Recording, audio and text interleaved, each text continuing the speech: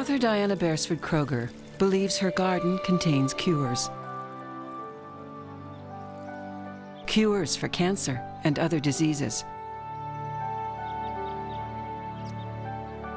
Her books are survival guides, offering simple formulas to help save our world.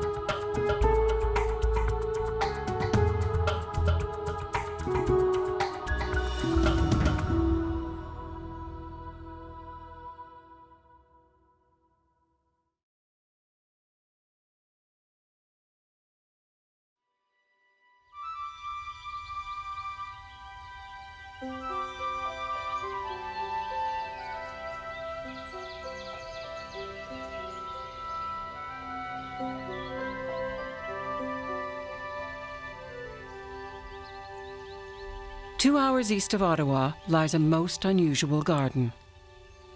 Rich with aquatic plants, native fruit trees, rare nut-bearing hardwoods, and an Aboriginal medicine walk. This is the home of Diana Beresford-Kroeger and her husband Christian.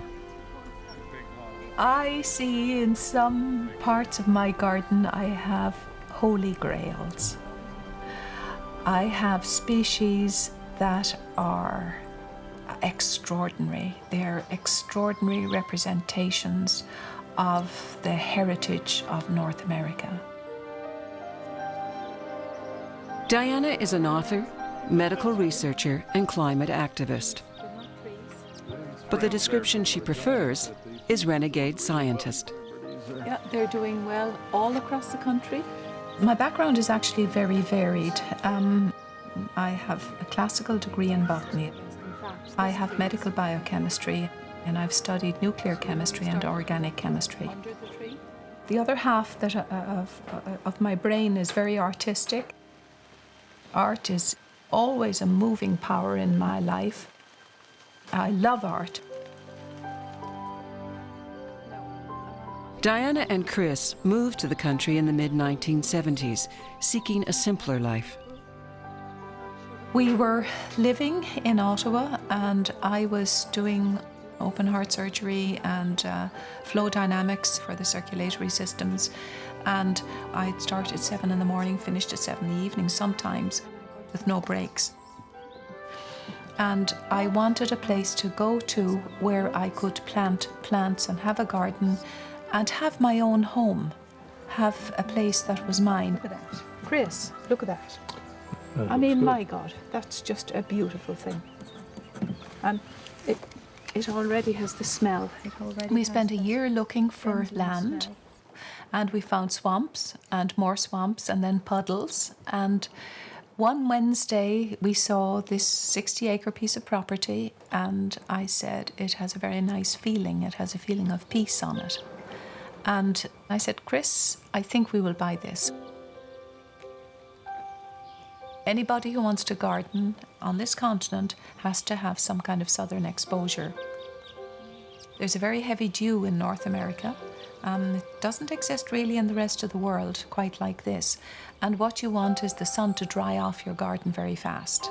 So you get no mildews and less fungi. And that's what I was looking for. Diana and Chris continued working in Ottawa, but would travel to their new farm each weekend. We started absolutely from scratch, and neither of us had ever built a building bigger than a doghouse before, so it was a learning experience. It was like a happening, really. We had people come up from the States helping us. We had rocket propulsion engineers up here from Chris's world in the States. We had people with medieval English spouting Shakespeare from the top of the roof. With the completion of their house, Diana and Chris turned their attention to the land. As a scientist, Diana was driven to create a garden that would grow beyond beauty, offering balance for the soil and protection for rare and endangered species.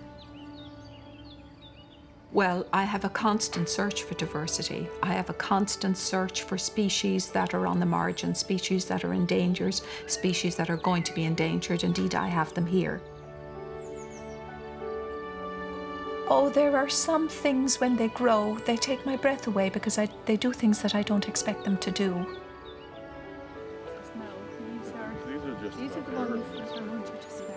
Diana has left the traditional world of scientific research behind. Instead, she searches for answers inside her garden, saving the plants she believes will save the world. On a perfect summer day in July, Mary Alice Mullally has come from her Ottawa home to visit Diana and Chris and to tour their garden. It's nice to see you. I've known Diana and Chris for over 20 years, and what she's doing here is just amazing for the earth. To see the garden. Oh, you can't wait to... All right then, all right. She is very gifted intellectually. She is brilliant. She's got a deeply intuitive sense. She has a sense of the sacredness of the earth, the fragility of the earth, the need to strengthen it, to keep it for generations to come. See, all the grapes are kind of low. This connection is no more evident than in the medicine garden, a tangible and spiritual link to the First Nations people of North America. Now, we're going to have a little medicine walk with you, my dear. Seeing that you need a little bit of you. Smell this. This is feverfew. Take a good breath, take a smell, break it up a bit. 40% of all medicines in the world come from a biodiverse origin, comes from the plant kingdom. You have to do a rub on rosemary. There are certain chemicals that cannot be manufactured. Yeah, well, that affects the oxygenation of the brain, 20% increase. Oh, really? Yeah, yeah. So I want to show you something really rare. You will never ever see this again in your lifetime, probably. It's the fruiting of the sacred tree of the First Nations, and they will be going, all these seeds will be going into liquid nitrogen down to Fredericton. These are really rare, rare, rare, rare. This is the only place in the world where they are. I know that for a fact. This is called Petilia trifoliata. That's a marmoset compound. It's coming out on those. And that is a synergist, and it makes all your metabolic systems. Really, it fine-tunes them. And this is going to be the answer for cancers. It's going to be the answer for blood pressure here. But it doesn't exist anywhere in the world. This is a lost species. It's taken me 15 years to get it and to find it. I'm looking for the sister of this species. It's very, very, very important. It's called crucidifolia. It is called Petilia trifoliata crucidifolia, but I think it's all been cut down. She's coming from another place altogether, actually.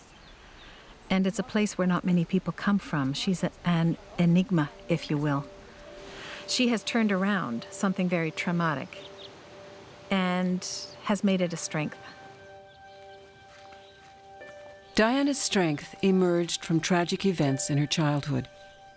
Before she was 11, her brother, father, and mother were all killed in separate accidents.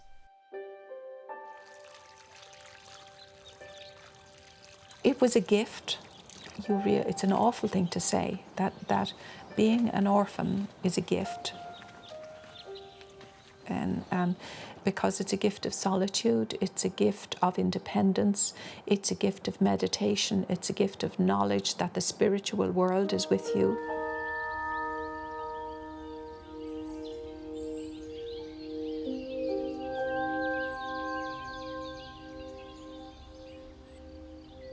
I was under the legal wardship of the English-Irish courts.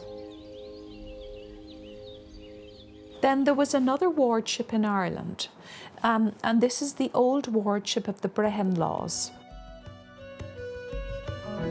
Ancient Brehon law was the law of the Irish for nearly 3 millennia. recognized as the most advanced system of jurisprudence in the ancient world. A system where the equality of man was vital, and where a deeply humane and cultured society flourished. After the tragedy of losing her family, Brean law guided Diana to a group of Gaelic elders for 3 years. They taught me the old cures, the old lineage, the old way of thinking, how to survive by way of meditation, how to survive by way of love. All of the old ancient system that was the kernel of the ancient land of Ireland.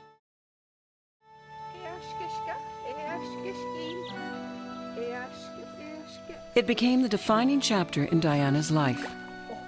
She was given sacred knowledge, and with it, an obligation to share this wisdom with the world.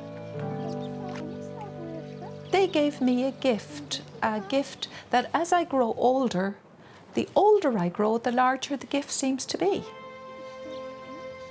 On her 13th birthday, the Irish courts gave Diana another rare gift, a gift of choice.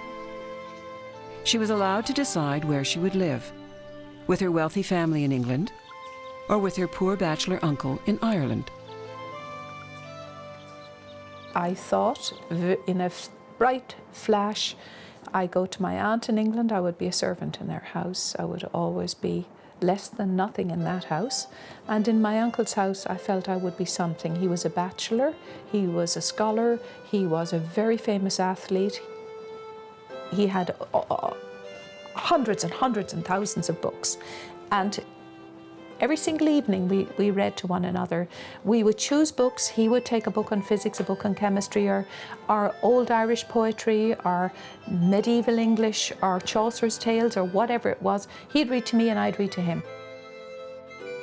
Her uncle, Padraig O'Donoghue, instilled in Diana a yearning for knowledge. She responded by excelling academically, conquering university-level mathematics by the age of 15. It's knowledge. I had a huge thirst for knowledge. I'm like a huge sponge. I would have done 1,000 degrees if I could have done them. But it's not the degrees, they don't matter. It's the knowledge behind them that matters. There's a beautiful lily here, Mary. And what it's done for me in my life, it's made me realise that gender isn't important. Colour isn't important. I hate to say this, but religion isn't important. People, the unique value of people is important. Life is important. The planet is important. Look, with all of its miracles of ecosystems, this is what we have to look after. It is what will pursue us after our lives is important. These seeds are very valuable. It's called griot. Today, a horticultural group from the St. Lawrence Valley has come to Diana's to learn of native trees that once flourished in the area, like this rare kingnut hickory. On the St. Lawrence, this is my holy grail, the Carya lacanosia. This tree was known as the anti-famine tree. It was the tree from which the nuts were broken and boiled, and a nut milk and a nut cream was made. And in times of terrible scarcity in North America, it was added to all the other meals and it kept them alive. And there are hardly any of them extant. Diana's book, Arboretum America, is hailed as a Bible for the salvation of trees. In it, she writes how different tree groups relate to their natural environments, how some promote health and others counteract the effects of pollution and global warming. This is a resistant chestnut. It's taken from a tree that has grown after the great fungus disease of North America, and it appears to have resistant genes. So I was sent one nut, one nut, and from one nut I've got this. Now, with this tree, I'm kind of babying it a little bit, and I'm giving it a bit of fish emulsion. Like that's the old Aboriginal way of dealing with things like this, is planting a fish, that's right. A freshwater fish or any kind of fish right under it. Anyway, grow. All of my seeds that I have here are able to withstand climate change and global warming. And they're able to withstand the problems of trying to sequester carbon, of trying to oxygenate by way of trees and by way of all kinds of other species. So I've set up a series of trials here, and it's only the hardiest of the hardy grow here. And that's very important now for climate change, because nobody has been doing that. This is the shagbark hickory here. And these were the trees that were used by the Aboriginal people for smoking meats and for smoking all kinds of things in their world. And it just slowly, slowly smoulders because the wood is so terribly dense. But the density of the wood means that it has an enormous demand for carbon dioxide. And when these forests were extant here, when they were here in North America, we did not have climate change.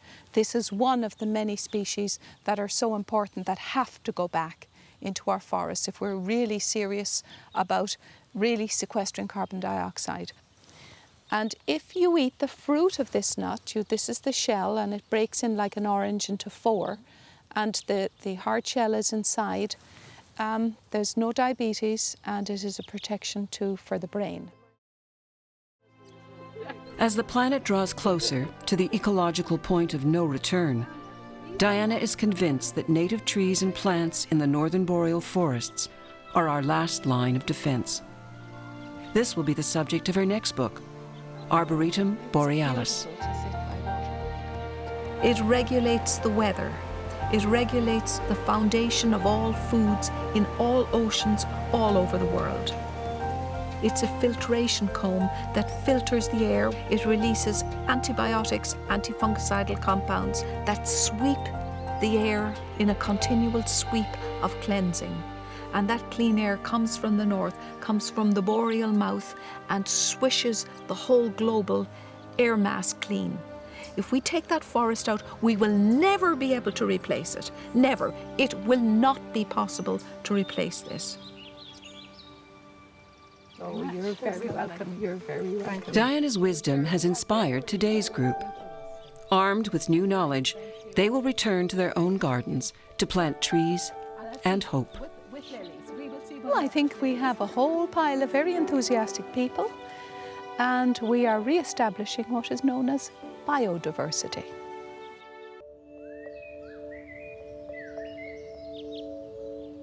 We can do many things in the kind of work we're doing here, in the research that Diana does, and the writing that we do, and the photography that I do. We can do that here. Diana's husband, Christian, has also chosen a less conventional path. Retired from his own career in science, his photos now appear in Diana's books. We work very well together because she has the botanical knowledge and I have some of the photographic knowledge, and we can meld those two things. To write is a solitary thing. I do spend all my mornings writing, my morning from 9 o'clock in the morning till 12 o'clock, 1 o'clock. Maybe in the afternoon I do some other bits and pieces, but then there's the garden. Well, we don't have email and we don't have a computer here. Diana does her writing with a pencil, and it gives us the silence and privacy to do this kind of work that we're doing. For Diana and Chris, this seclusion has freed them to pursue both science and art. Their daughter, Erica, remembers growing up in an atmosphere rich with culture and learning. I think one thing that I find sort of remarkable now is the amount of information that I actually took in while I was growing up. Besides being exposed to science here, I was exposed to music and art, and we always went to the galleries and ballets and languages. I mean, both my parents speak 5 languages. Did I really say that? Yeah. I certainly think that there's an aspect to science that involves the sort of mystical and magical and creativity, and I think that while Mum is, breeding endangered hellebores from Bosnia, she doesn't have them in little square boxes in, greenhouses under grow lamps. She has them in a beautiful landscaped, environment. So they look beautiful as well as having scientific merit. 20 years removed from formal labs and research facilities, Diana's work is more crucial than ever. Each garden, and every species is a potential clue to solving mysteries of science and medicine. For Diana, the clock is ticking. The planet can no longer sustain our way of life, but she wants us to know it's not too late, that we can do something to save the Earth. Well, my plan is a very simple one. I've written a book called A Garden for Life, and in that book I maintain any garden can have a bioplan, and in the bioplan what you do is you transfer any garden into having a tree, a number of trees, a number of feeding shrubs for the songbirds. We've got to feed the songbirds, and we can feed the wildlife around our garden. And for heaven's sake, not use pesticides, use an organic system, a system that is non-toxic for you, your children and your pets. Maintain that. And when you have a nice little piece of garden around your house, you make it beautiful. Now, beauty does something for you. It paces down the heart. It paces down the sympathetic nervous system. The admiration of beauty is in itself a form of meditation. And if you go into that form of meditation, like seeing any nice piece of art, any beautiful piece of art, you become a less horrible person. So you go out into your garden, you bring a cup of tea with you, you see the gorgeous flowers around you, and you come back into the house and you're happy. You plant a garden, as Confucius said, you plant a garden, you plant happiness.